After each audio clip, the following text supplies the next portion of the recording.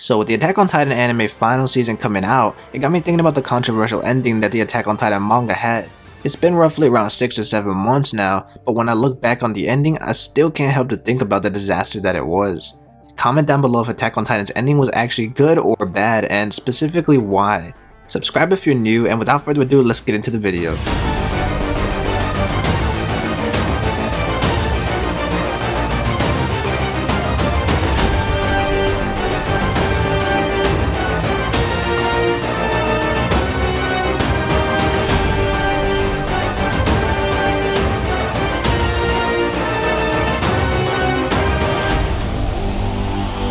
So Attack on Titan was a series that I grew up watching. My cousin was actually obsessed with it when it first came out, and I mean obsessed. She would talk about it every day after school. She would sing the openings and quote the series constantly, and I knew all the characters before I even watched the show. Now it's because of those days, way back with my cousin, I was lucky enough to get into Attack on Titan before the initial hype train. And I don't know if you guys remember, but Attack on Titan broke the internet, and I don't know many other anime that had that level of cult following and that was that commonly accepted. Weebs stormed every inch of every corner with their Sasageyo salutes and their Survey Corps jackets, and I mean, I got to a point where Attack on Titan wasn't weeb culture anymore, it was the culture, it was part of the culture. Next thing you know, you have the rich slutty white chicks who wasted all their money on pills and alcohol, and I mean, we had these hoes Netflix and chilling to some Attack on Titan, and then there's just me. I'm like, wait, hold up, you watch anime too? And yeah, of course, it was the dub,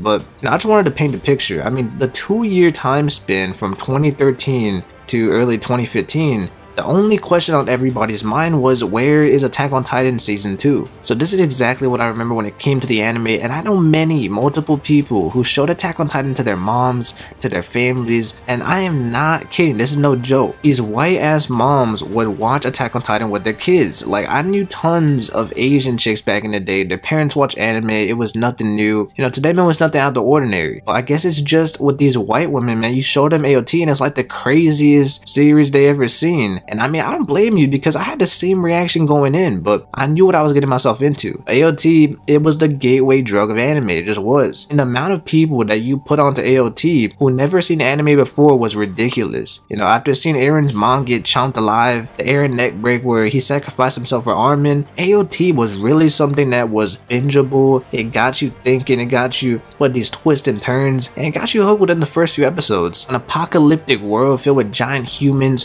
who smile as they eat you alive, and the OST was immersive, and I still listen to the AOT soundtrack to this day. The openings were some of the most iconic and legendary openings, especially with the first one, since it all gave us an excuse to yell Jaeger. And the Annie reveal was backstabbing, but the final fight between her and Eren felt cinematic.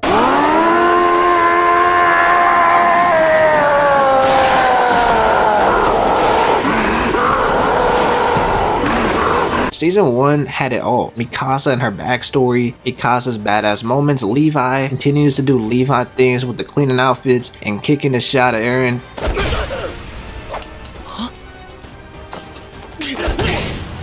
Hanji was insane but lovable, and the potato girl Sasha. So the first season had everything. The music, the shock factor, the no one is safe vibe, the world building, the fan base.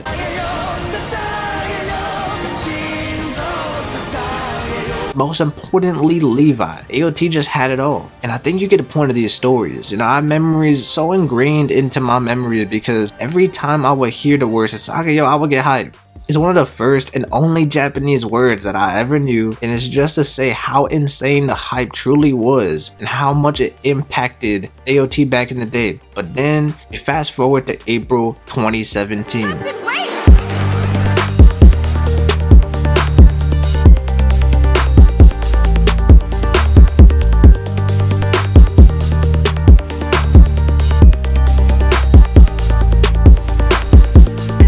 And you would think after 4 long years that AOT's hype would have died down, and I mean it was 4 years since the original season first aired. In that time, Naruto had finally become the Hokage, a shiny bald-headed superhero whose biggest enemy was a fly saved the world from an alien invasion. Avatar Korra became a lesbian. Koda Black was arrested for like the 5th time, and most shocking of all, a volleyball anime with essentially 0 hot women characters became massively popular.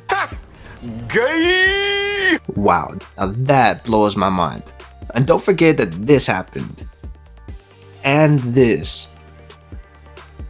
My point is that so much happened between that time span. You know, Attack on Titan, it was a 4-year gap and only 12 episodes after 4 years. Now, to many people that was just ridiculous. Some people would say they got over AOT or that they read the manga years before, but not me, man. I was ready for AOT to come back with a bang, and that's exactly what happened. I know many people would say that season 2 is one of the weaker seasons. It's short, there's no Levi. That Ymir reveal, it felt irrelevant just out of nowhere, and then she just disappeared as if nothing happened. And I mean, I understand all of that, but I remember watching the first episode and I seen the Beast Titan, man. My mind was blown. You had this big, beastly, hairy Titan that's communicating with the Titans, commanding them. He is just a complete fear factor, man. I remember seeing that, I was like, yo, this dude is the main boss. I thought Zeke was the entire series main boss. Seeing the Sasageyo opening explode every ounce of hype in my body and turn into one of those people that I hated, man. I became a Sasageyo douchebag. I loved every second of the opening, the music, them standing on the wall with the salutes, and even the Beast Titan running around with different color animals and dinosaurs. I loved the previous 2 openings, but something was different about season 2's opening to me, where to this day it is easily one of my top 5 favorite anime openings ever. It might even be top 3. And then we also had the moments with Reiner and Berthold's reveal, which I should have seen that coming, but I just didn't. I don't know why, I wasn't paying attention. Then we have the best moment, Erwin getting his arm chopped off while he's being carried into the sky and telling them to charge forward. Then you have Eren also commanding all the Titans. I mean, in that scene alone with Erwin, he became one of my new favorite characters. Season 1 was a Titan shifter versus Eren, but in season 2 we have 2 Titan shifters versus Eren. Not 2, not 3, not 4, not 5, not 6, not 7. The hype was back. I was truly an AOT stan. And then season 3 happened.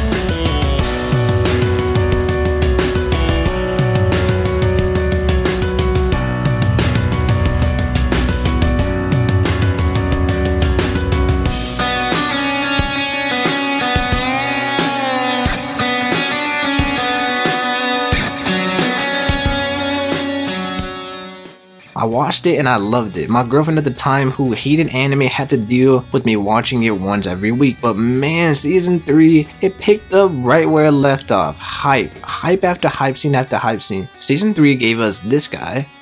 Scene in all of AOT is in this season, Kenny versus Levi. The introduction of Kenny, the parkour through the rooftops, Levi being chased down by a serial killer, the bar scene, and everything else. Animation in this is ingrained into my mind as one of my favorite animated sequences of all time. And overall, I love Kenny, I love Levi, everything that went on with them. Eren, he confused me at this point in the story, and I was honestly done with him at this point. However, one character shocked me more than all. Historia and her backstory, the lore, the world building, everything that revolved around her family, it was amazing. Her dad, the twisted view of the world, and the new Attack on Titan abilities, the reveals, they were amazing, man. And also seeing Erwin stage a coup against a false king was also surprisingly done well. Before, it was just going past the walls and fighting these titans, but now we have these political battles at play. And overall, the reveal that Eren's dad ate Historia's siblings and that Eren ate him was also mind-blowing at the time. This season, it was really good, but I hated that terrible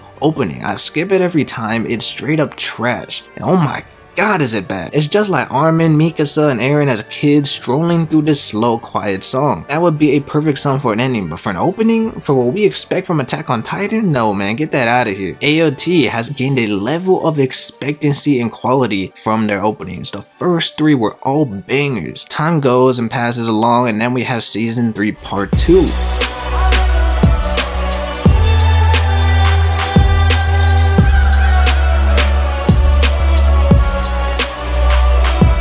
And so I just wanted to put this out there. Season 3 Part 2 is so ridiculously good. There was only one bad scene in the entire series, and that was Levi choosing Armin over Erwin. I was actually spoiled for this season, and I got spoiled for a lot of the big events, and it's actually my fault because I just kept wanting to see more and more. So Armin, he became a Colossus Titan. I knew that was going to happen, and I also pretty much knew the entire history of the basement reveal, and it's my fault, right? It's my fault for binging these videos and not having the patience for the next season. And also, I remember trying to read the manga way back in the day when it first came out, but the art was just so hideous that I couldn't do it. It is all my fault. I will take the responsibility for spoiling myself, but even with all that, I gave it some time, and when season 4 was announced, I pretty much forgot most of the basement reveal, so I finally went and watched Attack on Titan season 3 Part 2. And once again, I was just lost for words, man. My mind was blown. And I made my friend watch all of AOT, and we talked about it for an hour straight. Season 3 Part 2 is a legitimate 10 out of 10. If it wasn't for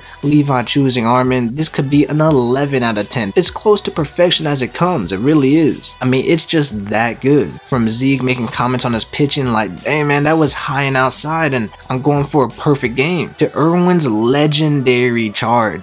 それこそ唯一この残酷な世界に抗う術なのだ。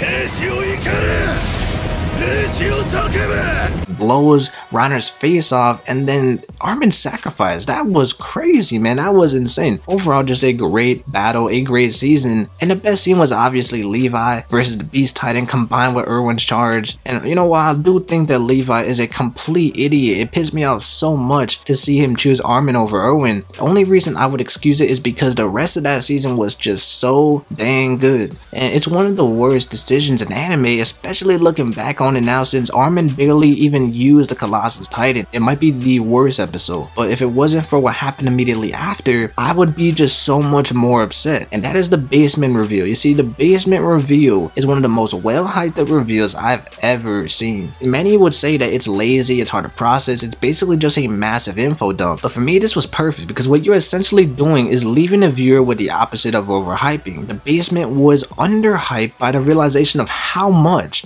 this notebook stuck in Eren's basement truly impacted the story and the world. This had the world building all in a span of 2 episodes. It explains everything, tells everything that you ever wanted to know about the Titan so far, about Eren's dad, about Zeke. It tells you a lot about what you want to know. The entire world is not only expanded from a little walled up island, but there is a massive history as well. We get an explanation of Zeke and his people, the past of Eren's dad, and so much more. Learning about the racism between the Titan shifters and the non-Titan shifters, and we even get to know and finally understand how and why everything in the walls is the way it is. This was a massive reveal, being hyped up for seasons, just so much to process, but it makes it where the basement reveal was truly worth fighting for and getting to this point. To learn the knowledge was all worth all the lives lost, especially when you consider that Reiner and Zeke were planning to return once again after failing to capture Eren. But now they not only failed to bring back Eren, but they somehow managed to lose the Colossal Titan as well. So yeah man, season 3 including both parts was phenomenal, and although the Rodrise Titan was one of the most disturbing and disgusting things I had ever seen, Kenny Ackerman alone makes up for this. And so now we move on to season 4.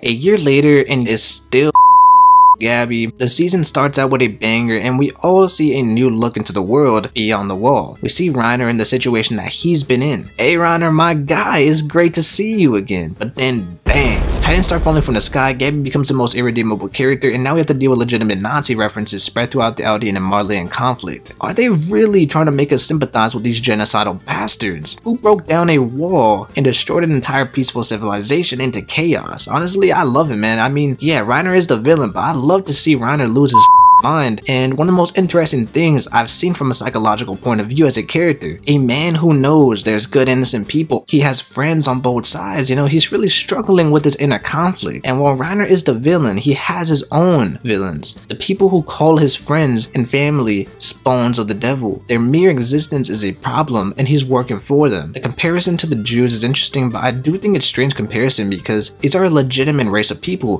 who can turn into giant, mindless, demonic beasts. And all these people do when they transform is eat people alive. So while I do think that there are good people on sides, that you can kind of understand why these people consider Titan shifters the devil. And also while I do say that there are good people on both sides, season 4 reminds us with Gabby, that little piece of that devils do exist on both sides. The Marley arc is one of the best arcs ever, picking up where season 3 left off. For once, Levi and Eren are invading, and these dudes look badass not just to us, but with their Spider-Man technology and Eren and Armin transforming. Our favorite characters finally brought the show, and they brought it to the villains. I cannot tell you how excited it was to see Mikasa save Eren. Clutch as hell, Mikasa. I gotta give you props for that. But with those emotional highs of yelling at my TV at 2 in the morning, we have some of the most boring episodes that follow up. Eren has just become one of the greatest characters, even having a cult following of Jaegerist, but aside from that, the rest of the season 4 really falls off quality. You have Mikasa and Historia, royalty checkups, we find out that Mikasa is a princess of some kind, and then there's Eren in prison doing basically nothing. And don't even get me started on the Gabby episode. This episode was so boring. And I remember watching at the hospital and then thinking, okay, I'll watch some AOT to kill the time. And wow, all I can think about after watching that episode is that please kill off Gabby. Why would you not kill her off after she just killed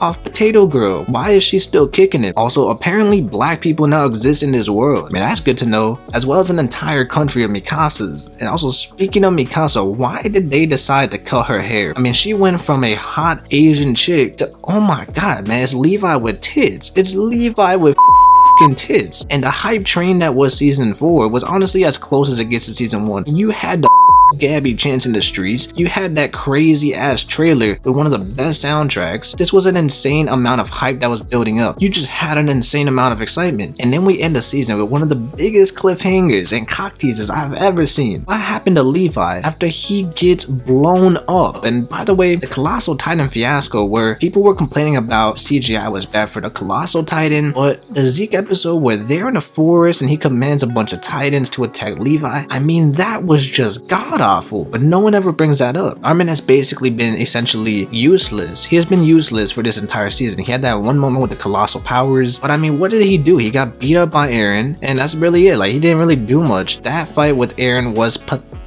I mean, oh my, it was hilarious, but it was pathetic. Armin, you are a sad man. Overall, the season was really good, but sometimes it comes to the point where it's terrible. I mean, seeing Gabby walk around, no one wants to sympathize with Gabby. What are you doing, man? We don't care about Gabby. That episode was boring, it was slow, it was sluggish. There were some decent moments in it, but overall, the episode was bad. Especially when you consider that Gabby is irrelevant to the rest of the series, so why are y'all trying to hype her up like that? But yeah, man, the fact that Gabby did not die anytime within the 4th season is just shocking to me. But that now leads me to season 4 part 2, which hasn't even aired yet.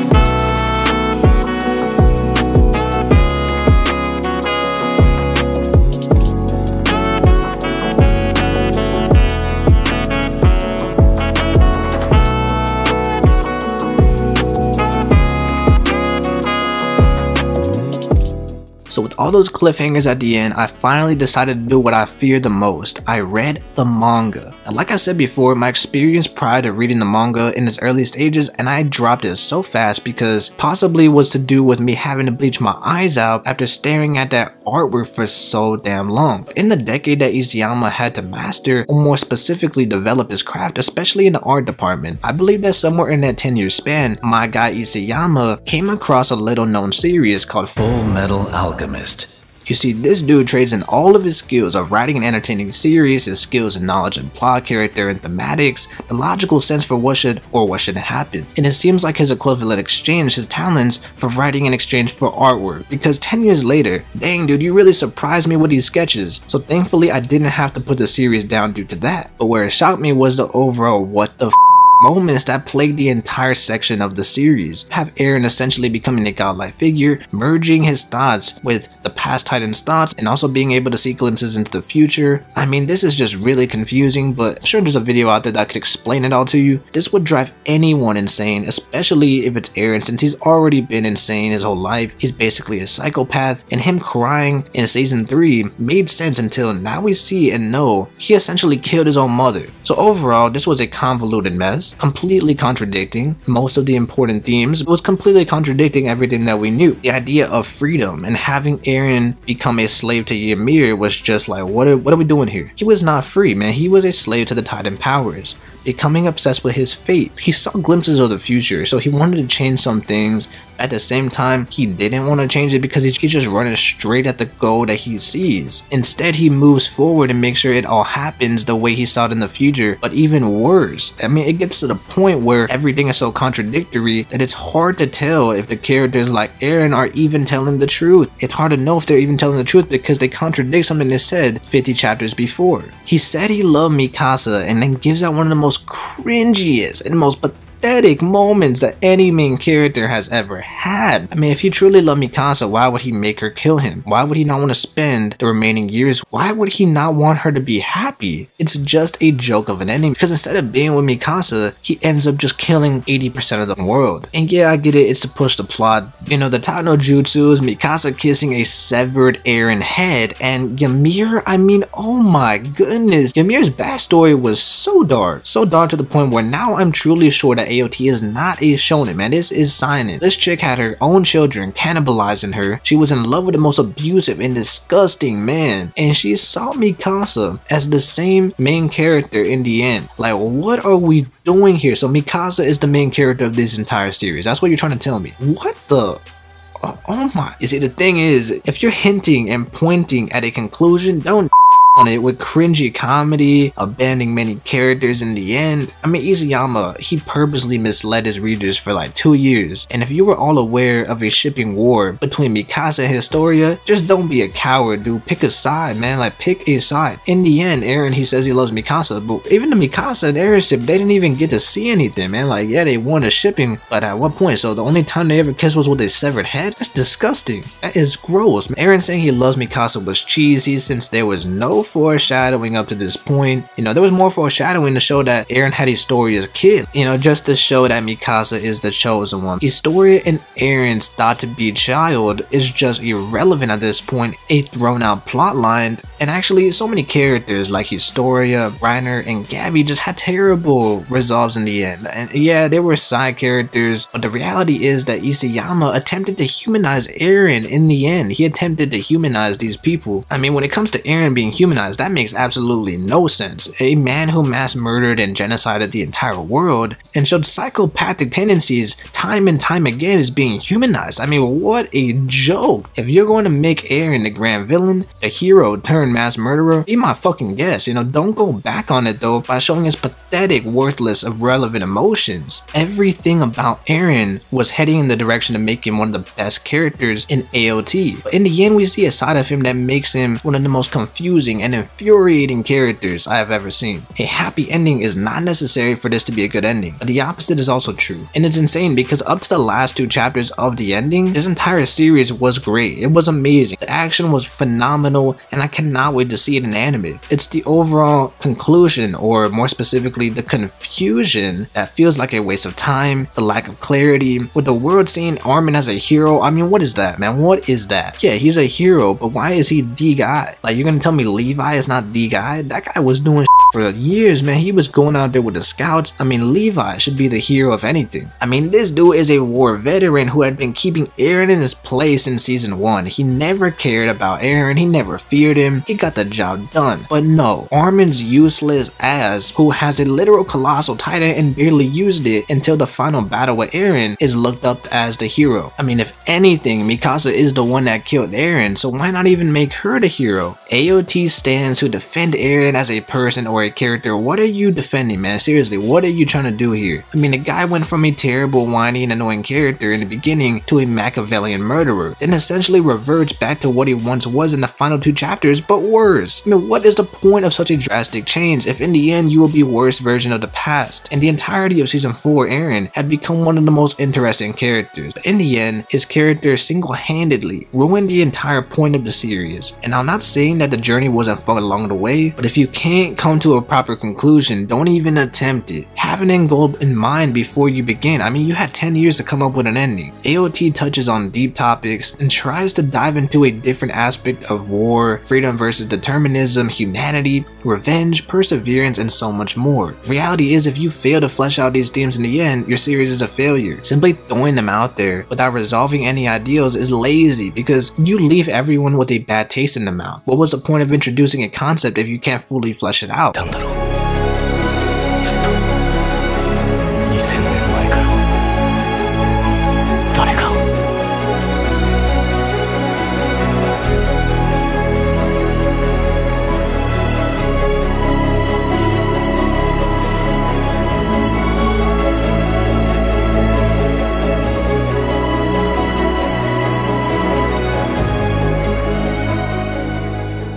'On the outside, AOT seems deep, but with its conclusion and lazy attempt for a shonen to be edgy and deep, Isayama failed because he couldn't handle the burden of what he created. In the shonen genre and shonen demographic, don't attempt to do something that you can't flesh out. He either didn't know how to wrap up these overall plot points and overall themes, or he purposely made AOT a laughingstock. No matter how I look at this, ending to AOT is a tragedy because while I was witnessing a modern masterpiece in the making, and the end result proves that AOT was actually only good at what everyone said it wasn't all about. Action, the fights, the wars, the music. It's not all about the fights, man. It's not all about the crazy titan battles. But in the end, it really was. Because in the end, what remained of the best parts of AOT were these moments. Because those moments weren't destroyed. The gigantic titan creatures commanding armies and loud explosions and sound effects, you can't change that. In the end, AOT's best moments were actually the more simplistic aspects to the series, is with the character assassination of Eren, terrible writing, and overall inconsistencies due to confusion. I mean, why not hint at Mikasa being the chosen one this entire time? Really got to the point where a character is lying or insane, and it's tough to know the difference because you have many failed plot points. When you realize that a giant hairy monkey man whose signature move is throwing a baseball had a better plan than Eren Yeager, you really start to understand how pathetic the ending truly was. I mean, from the hype that I once saw, people that love AOT, they have come out and all said that this is one of the worst endings I've ever seen. And yeah, there's some stands out there, but you know, the ending can be 3 things in my opinion. The rarest ending can be amazing. The most common can be average, good, or slightly below average, and then the second most common is terrible. And terrible endings happen when the creator never had a real vision of the ending from the get-go. Plan out the ending just the way that you would plan out the beginning. And while the middle is oftentimes the easiest to write, and according to many authors, the beginning and ending are the hardest yet the most important. And let's not forget Isayama's last-ditch attempt to adding a few pages is one of the saddest and most pathetic. Like, what are you doing, dude? What are you doing? That was almost as pathetic as Eren in these last few chapters. We've seen Mikasa still holding Eren's head, even years later still not letting him go. I'm not blaming her, you know, she went through some crazy, traumatic, crazy stuff, and she loved Eren, but when Isayama's entire point of Mikasa was the chosen one was because Ymir saw her as a parallel to herself, and so that Mikasa could free herself from Eren. I mean, seriously, what is the point of all this? Because if you're gonna free yourself from Eren but you can't let him go, then that means you're not free from Eren. Because you're living your whole life based off of the reality that he was a mass murdering genocidal nutjob and that you had to kill him. I just don't get it, man. I just don't get it. Eren says he wants Mikasa to think about him for years and years after he's dead. So I guess he got his final wish. But man, that is cringe. You never dated her. You don't even know if you really got down to it. And you're really telling me you're down this bad for a chick who now looks like the female version of Levi. I mean, dang, dude. And then bringing everyone back at the end, but with no Titan powers, I mean, that's cool and all, man. That's fun. You can do that. I mean, you could have left Gabby dead, but besides that, the point of this is Bringing them back is not terrible at first, but when you vaguely hint at a possible sequel with the most desperate last-ditch attempt at a slightly less trash ending, I just don't understand, man. Like, a sequel with no Titans? Well, that is something that I guarantee you I will not be tuning in for, because now I know this man does not care or is not capable of writing a complete story. So why waste my time on a sequel when you took away the best aspect and the whole point of the series, the Titans? With everything all being said and done, Attack on Titan has brought me some of my greatest memories watching anime, and I will be watching the final season. I will watch it. The best characters were always the side characters. You know, you had Levi, Erwin, Kenny, Hanji, Reiner, Zeke, and Annie. Mikasa is the best out of the main three, and I was never a fan of Eren until season 4. But still, seeing the factions go from fighting giant drunk babies to humans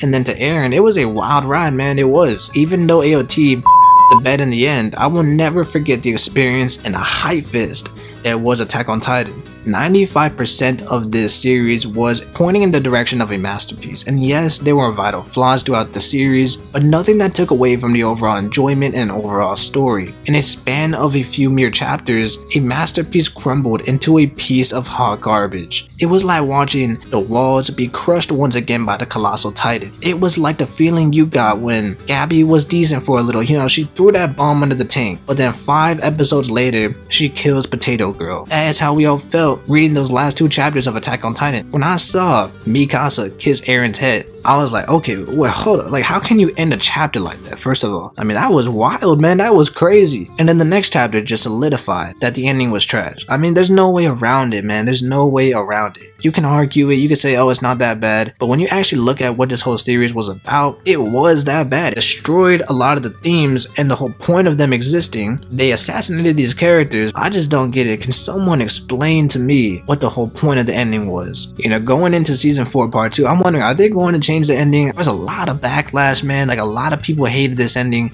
I don't think they will, and I'm usually a guy who says do not change what the manga created because that is what they intended it to be. But you know, I'm just gonna be honest, man, that ending was so bad that I would not be shocked if they do change it, and I would be interested to see how they do change it. They've had some time to think about it, they've had some time to do it. Anyways, let me know, was AOT a masterpiece or a piece of trash? Don't forget to subscribe and have a great day.